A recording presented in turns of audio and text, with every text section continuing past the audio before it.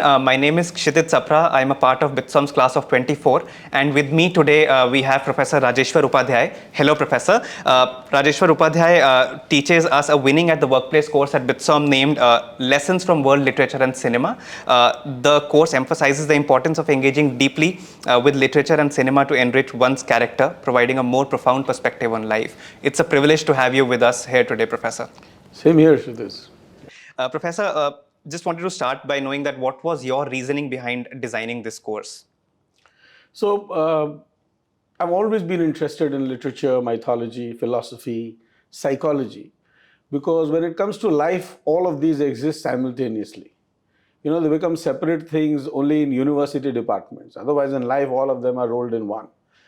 Management requires leadership, and some of the best lessons in leadership, which is psychologically astute and reflective of authenticity, are embedded in the characters of literature.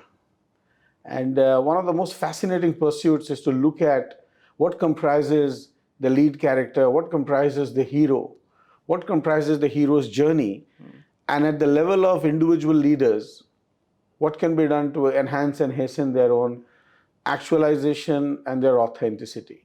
In short, the pursuit of literature is the pursuit of actualization and individual authenticity. Professor, leaders like N.R. Narayana Murthy and Ratan Tata have been greatly influenced by the Bhagavad Gita. And the CEO of Salesforce, Mark Benioff, also once said that it's one of his favorite books that he goes back to refer in any conundrum. What makes Gita such an important book to be read by business leaders? I think not only the Gita, but the entire body of literature that now goes as wisdom traditions. So Gita itself is based on Sankhya philosophy, and ancient Indian thinking or ancient Hindu thinking has been so expansive and extensive that it kind of prepares one for all aspects of one's life. So Gita being one text, if they had gone to any of the Upanishads, the Katha Upanishads or the Brihadaranyaka Upanishad, or they had gone to any other, say the Ramayana or the Mahabharata, and said that that text always inspires them, it wouldn't be a surprise. And I must say that the Bhagavad Gita is a text. A lot of people go to the Bible, the New Testament or the Old Testament. Some people go to Buddhist texts, the Dharmapada is a very powerful facilitator of introspection.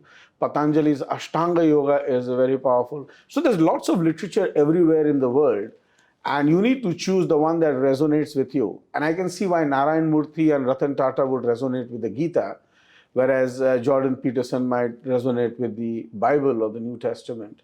But to each his own, depending your own orientation, your propensity for meaning making, you choose the text that serves you the best. Right, Professor. And in this fast-paced world, business leaders like us who are actually just starting their journey into the business practice, Professor, don't you feel that the fact that we are reading about Bhagavad Gita and all these wisdom stories, as you mentioned, is there not a lot of gap when it comes to understanding and relating to what is being taught? Right. It would seem like that, but actually they are complements. For example, one of the principles of Sankhya Yoga postulates that the world around you is turbulent. As you engage with the turbulent world, you lose your equipoise and become turbulent too. The speed and agility with which you come back to equipoise to better engage with the turbulent world. So if you're in a VUCA environment and there's volatility and uncertainty and complexity, really your best bet is emotional stability, what has been called Sthita Prajna. Really your best bet is an inner integratedness and anchoring that enables for a more expansive, inclusive, collaborative, solution-oriented approach to the world around you, which is heteroskedastic, running away in all directions. But really the leader is the one that operates from internal stability and equipoise. Right, Professor. And moving on to some other readings that we also have done in the course, out of Harold Bloom's reading list for Bill Gates, Professor, from which we've all read, I think, all of them, what is one major takeaway from the different plays by Shakespeare? So Harold Bloom, the world's leading critic, he recently passed away, was based in Yale University. And one of the editors of the Harvard Business Review wanted to know that in this fast-paced changing world, if Bill Gates were to benefit from the world of literature, which text would serve him the most? would you create a reading list for Bill Gates? And and Harold Bloom came up with a list. He said complete works of Shakespeare, which includes the histories and the comedies, and of course the tragedies. Then he came up with self-reliance, which nowadays, at least in India, is going by the name of Atma Nirbhar, but self-reliance. And the third book had to do with a fascinating collection of narrative of episodes, Don Quixote. Don Quixote, who's the idealistic, foolish, bordering on the foolish, Sancho Panza, who's the practical, sensible, and they both go out there on the landscape for a variety of adventures. But the real learning is that Don Quixote and Sancho Panza are not external individuals, they are psychological states in our own personality. In me is embedded somebody who aspires like Don Quixote, and there is a pragmatic component to it that holds Don Quixote back. And Steve Jobs' plea to graduating students at Stanford is that stay hungry and foolish. Your Don Quixote will serve you better than Sancho Panza will. While you must bring him along for reality testing and realistic appraisal, really your aspirations are the differentiator when it comes to leadership. Right. And Professor, in addition to these learnings and readings, are there any movies or classics or novels that you would suggest every management student should read? I think absolutely. If you look at the world classics that we have covered here at BITSoM, there are a variety of them, and they expand maybe thousands of years. You start with the Odyssey, the Ramayana, the Iliad, and then Oedipus Rex, Abhigyana Shakuntalam, right up to Ralph Waldo Emerson, the poems of T.S. Eliot. If you look at this entire landscape, many of these texts, plays, and novels especially, have been made into movies. And I think the first set of movies you must watch after having read the book are the movies that you're now familiar with the original text in. And because the movie is not merely cinema, the movie is an interpretation of the director, the scriptwriter, etc., but a remarkable way for you to engage with the world of cinema, especially classic cinema. Thank you, Professor, for the suggestions. Also wanted to know that what do you think are the most important takeaways that all of us should have from this course and which will help us in all walks of life ahead? Well, surely they're part of the objectives mentioned in the outline for the program at BITSoM. So first of all, valuing diverse others. That people are different, they come from different places, but they're all humans, and there's loka samastha sukhino bhavantu. So valuing diverse others. And the second one is navigating congruence in the values that different people bring. Different people value different things. Some people value hedonism, some people value altruism, some people value recognition, some people value quality of life. Not to look for homogeneity amongst human beings in what they value, but to kind of appreciate deeply and accommodate and navigate the different values that people bring to the workplace and go with them. The third one will be leading an expanded life, not a contracted life.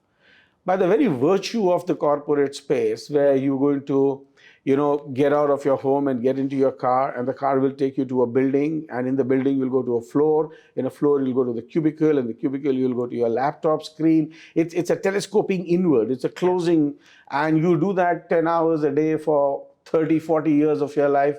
That is the definition of misery. The world of literature, another way, is telling you to lead an expanded life orientation, not a contracted life. Expand yourself. And of course, from the world of literature, deepen your own authenticity, figure out what comprises your own aspirations, what is your hero's journey, who do you need to be collaborate with, what mentors will facilitate you moving in the direction you want to move. Finally, the overarching objectives of a program like this is know yourself, deepen well-being, manage yourself, build relationships, solve problems, serve others, and foster collective happiness. Those would be the objectives of a program like this one. Got it, Professor. Professor, I love your perspective. I love the way you used to mention in the class that to be the exceptional, you have to be the exception. I also really loved the fact when you mentioned that the opposite of discomfort is clarity, it is working hard. It must have come with a lot of readings. It must have come with a regular habit about pursuing your goals and aspirations. Is there anything you would like to tell us about that, how you developed your reading habits? So, it's important to realize that not go the competition route. That is, more is better. More is better is a very foolish logic. So some people are focused on how many books do you read, how many books have you read, how many do you read in a month. So you must be reading a lot. Only some books have to be chewed and digested. So don't read a lot, but reflect a lot on what you've read. Think about it. Look at the text, the subtext, the meta text, the context of the author, the context of the character, the context of you, the reader. And look at what insights can be garnered from that for self-refinement and self-growth. So not quantity, rather masticating on and internalizing the quality of your reading. Great. I think those are really valuable insights, Professor, and they will really help us all as we move ahead in our journey at BITSoM and in life ahead. Thank you so much for your time, Professor, and I wish you a wonderful day ahead. Thank you. I have a few questions for you as well. Sure, Professor. So far, you've attended about 7 classes. Yes, Professor. What 2 or 3 top learnings do you have from a program like this one? Professor, I think the first learning that I have from a program like this is I have really not personally read the Bhagvad Gita, not in its entirety. But when you were telling us about what all chapters were there, we had the way you designed the curriculum, wherein we have presentations of on each of these chapters and various other poems. I think they really helped me develop my perspective. I am really interested in knowing about how was there a hero's journey, as you mentioned, in these characters. How have they evolved by applying the ELQ framework? So I think that is one of the most important takeaways, and that is what has also motivated me towards going ahead and learning more and knowing more about this. The second is also that when we are in a business context, Professor, our inclination is towards understanding about the interplay of various business elements such as marketing or human resources or finance. But I think the fact that having this course as a winning at the workplace element really keeps us grounded and also helps us combine them in the present and apply them towards credible outcomes in the future. So I think these are the most important things that I've learned during these courses that we've done. If there was any one text from all the texts that we've covered, the Gita is one of the texts. There are a whole lot of other texts, Western, Eastern, that we've covered. Yeah. If you were to take that and teach it to somebody, which would be your favorite? Professor, so about teaching, I think the main thing is I will completely restructure the way in which I will teach that, because I think that there has been a gap in the way I have learned these texts. For example, if it comes to a poem, If by Rudyard Kipling, we were just doing it a few days back. The way I read it earlier was that just going and reading through the poem, trying to understand the meanings of the words, just going through the theme. But now when I have try to understand about the subtext, the text, meta text. I think that is the way I will first try to understand about it, and I think this will also help me develop a perspective towards explaining and sharing the knowledge ahead with others. So that is how I would go ahead and do it. I would not just start reading the poem, but as you were doing in the class, giving a background, also trying to understand the emotion in which the author actually wrote. It was a poem written by a father for his son. So I think that also really combines all the elements, and I think that is what will also help create a huge impact when the learners will be learning from me, as you said. Right. Thank you, Kshitij, for your answers. Thank you, Professor. I think you're one of the students I really like in the class because you're very participative and you engage very well. Fantastic. Thank you for this Thank you for your time, Professor. Thank you. Thank you.